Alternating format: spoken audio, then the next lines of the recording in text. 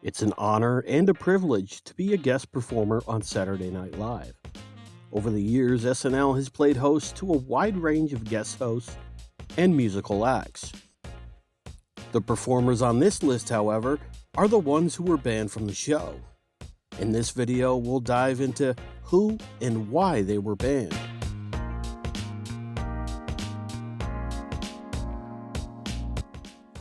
Number 10, Louise Lasser.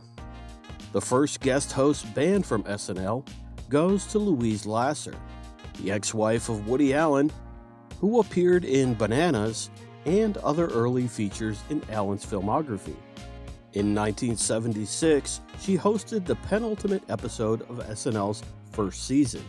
Well, she sorta did.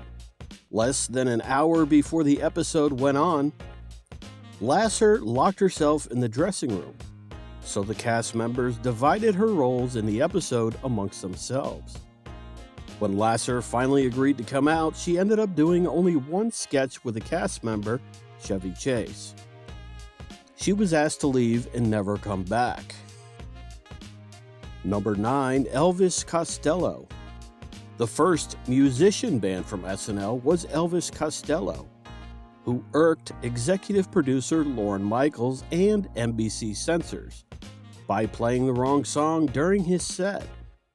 Costello was supposed to play his hit Less Than Zero, but a few bars into the song, he launched into Radio Radio, his musical attack on the media. The stunt would result in a 12-year ban from the show.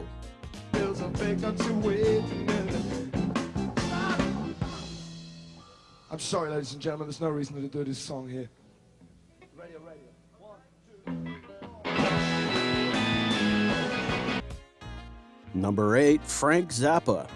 The freaky rocker turned in a surprisingly mellow performance when he hosted SNL in 1978.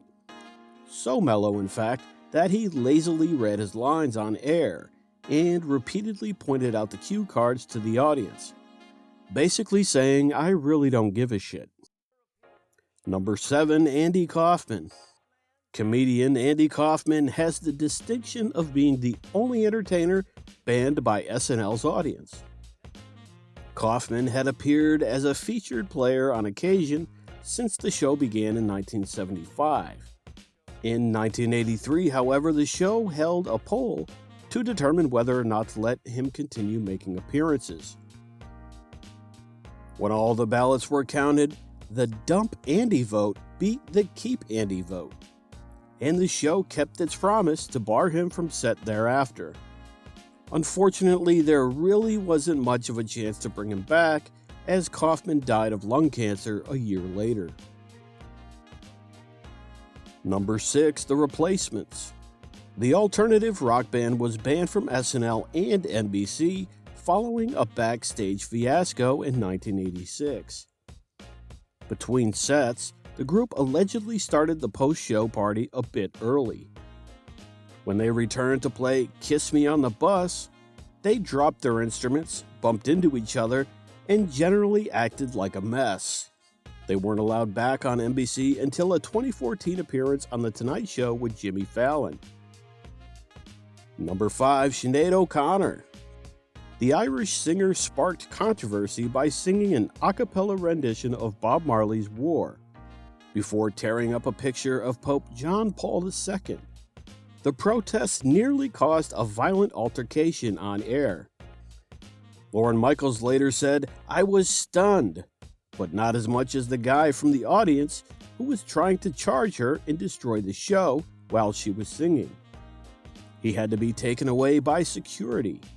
Number 4, Cypress Hill.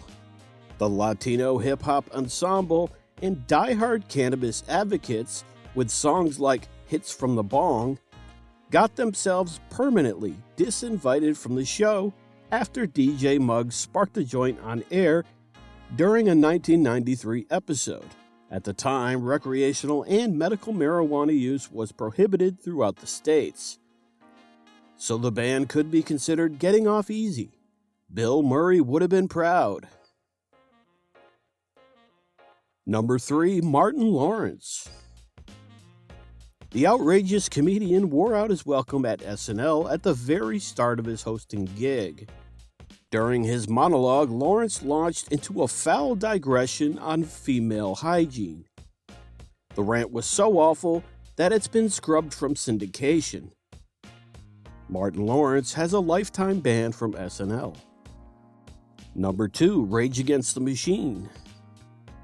SNL has had some odd host musical guest pairings over the years, but the worst has to be billionaire and former presidential candidate Steve Forbes, hosting alongside anti-capitalist rockers Rage Against the Machine.